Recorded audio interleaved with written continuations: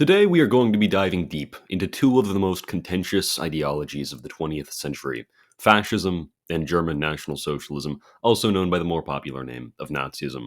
More specifically, I'll be discussing the fact that, contrary to popular opinion, fascism and Nazism are not, in fact, the same ideology, nor is Nazism simply a branch of fascism. Instead, these two ideologies are completely incomparable and irreconcilable both in theory and historically. In fascism, we find a movement that sees the state as the ultimate end in itself, built on the idea of equilibrium between economic and social sectors, while on the other hand, in Nazism, we find a movement driven by ideological obsession with racial purity. To start, perhaps, the greatest distinction between the two ideologies right off the bat is their theory of the role of the state.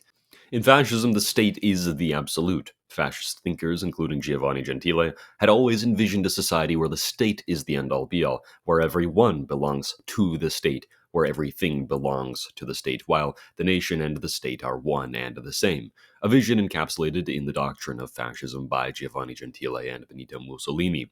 As the doctrine states, quote, "The fascist conception of the state is all-embracing. Outside of it, no human or spiritual values can exist, much less have a value."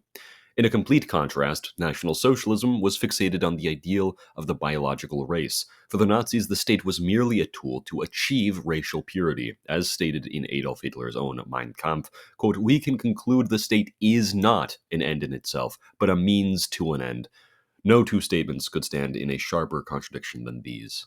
In fascism, we find there to be a system of corporatism in which companies and worker syndicates work together for the sake of the state on the legislative level. The official legislature represents essentially two different social groups: workers and business owners. The so-called corporatism of the Nazis, however, was not intended to have this social end, as the German Labor Front, or DAF, had no legislative or economic power. It was merely an administrative body. Even then, according to Robert Ley, the purpose of this system of the German Labor Front was to restore the absolute leadership to the natural leader of the factory, that is, the employer. The labor trustees system implemented was broadly welcomed by the German bourgeoisie, as Ley continues, quote, "Many employers have for years had to call for the master in the house. Now they are once again to be the master in the house," unquote. On the other hand, in the fascist corporatist system, the state structure intended to achieve a certain level of class balance and representation, absolutely in contradiction to the vision of the German Nazis. Now let's talk about another absolutely crucial difference. Within fascism, the Jewish people were welcomed as integral parts of the mass movement. Take Alberto Finzi, for example, Deputy Commissioner to the Air Force, Deputy to the Kingdom of Italy under Secretary of State to the Minister of the Interior, and member of the National Fascist Party. This man was an open Jew, and he'd later be killed by the Nazis in 1944. Ettore Ovazza, a Jewish-Italian banker and essayist, was a loyal fascist until 1938, and was executed by the Nazis in 1943. Then there's Guido Jung, a deputy of the Kingdom of Italy and a minister of finance between 1932 to 1935, who had joined the Italian Fascist Party way back in 1922 and was also overtly Jewish. Shocker. Even the governor of Italian Somalia, Mauricio Rava, and the famed fascist art critic Margherita Sarfati were both Jews. And let's not forget Mussolini himself was a staunch Zionist, boldly declaring, "Me, I am a Zionist." In fascism, the concept of the biological race is non-existent. The idea was ditched altogether, with Mussolini himself stating, quote, "Race, it is a feeling, not a reality, 95% at least. Nothing will ever make me believe that biologically pure races can be shown to exist today," while he later stated, "Racism is a thing of the blondes," referring, of course, to the Germans. The fascist politician Eugenio Koselski once said, quote, "We fascists have profound differences with National Socialism that have clearly been affirmed at the Congress of Montreal, the Fascist Internationale. For example, we do not have such an intransigent concept of race. We do not fight against religion. In Montreal, we defined our position on anti-Semitism. For us, it is not a question of race." Koseski further states, "If universal fascism wants to be truly universal, and if it wants to safeguard peace, it must confirm that it considers cooperation between the peoples of the world and the different races and civilizations. As I said, this racist question will prevent National Socialism from ever being a universal and fascist force." You'll hear all sorts of jibber-jabber from pseudo-historians who promote the idea that reactionary thinkers like Julius Evola were fascists. The notion that Evola was fascist, first and foremost, is erroneously false. Evola was an overt anti-fascist, and when called to trial after the World War due to his involvement in Italian terrorist groups and asked about his relation to fascism, he famously stated, "I am not a fascist, I am above fascism." There are all sorts of things like this that exist in scholarship, and oftentimes they're just invented. Evola would later be acquitted on all charges of his supposed fascism. Another important distinction was to be found in the feminist movement. For the fascists, the feminist movement required absolute political support, whether it was in Italy or in Britain under Rotha Lintornorman's British Fascisti organization. The Italian futurist movement, which had merged into the National Fascist Party upon its foundation, had advocated for universal suffrage and the eligibility for women to hold public office within its political manifesto. The International Feminist Congress was hosted by Benito Mussolini himself in Rome in 1922, and women would be granted the right to vote in 1925. Compare that to the Third Reich, where labor mandates for women lagged 4 years behind men, and women were largely pushed into domesticated roles.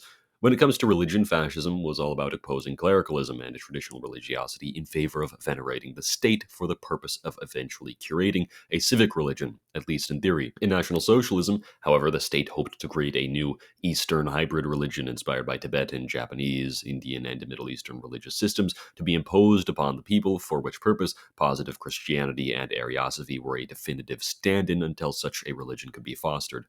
And then there's the industrialism. For fascism, industrial progress and economic development were to be praised, hence why scholars such as A. James Gregor have referred to the ideology as the developmental dictatorship.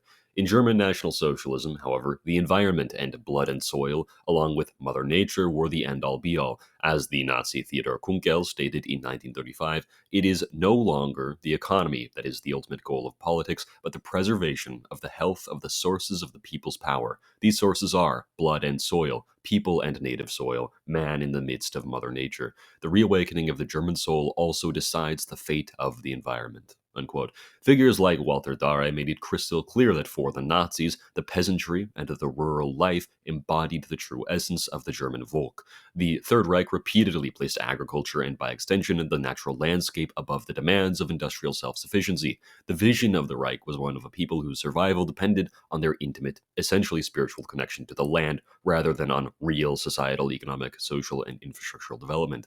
If none of this were enough, even Joseph Goebbels chimed in, stating in his diaries, quote, "One might say that fascism has reacted upon the creative life of the Italian people somewhat like sterilization. It is, after all, nothing like National Socialism.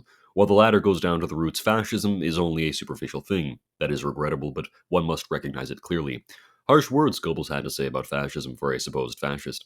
On the other hand, Heinrich Himmler himself would state, fascism and National Socialism are two fundamentally different things. There is absolutely no comparison between fascism and National Socialism as spiritual, ideological movements.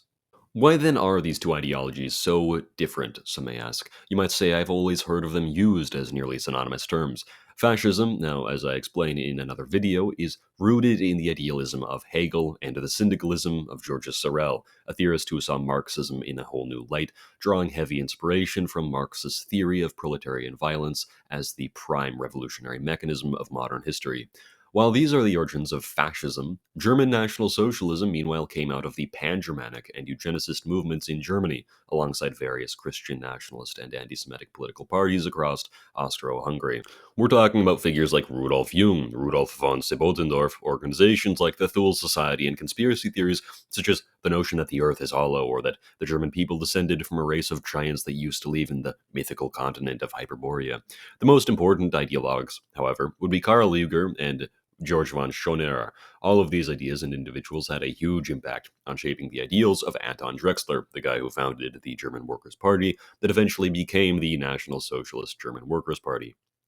Notice, these movements had absolutely no connection to the fasci movements that led to the formulation of the National Fascist Party in Italy, and they had little to no influence on the fascist movements in Italy after the fascist state was established, and wouldn't until 1938, when the first racial laws were forcibly implemented by the circumstances of Italy's alliance with Germany.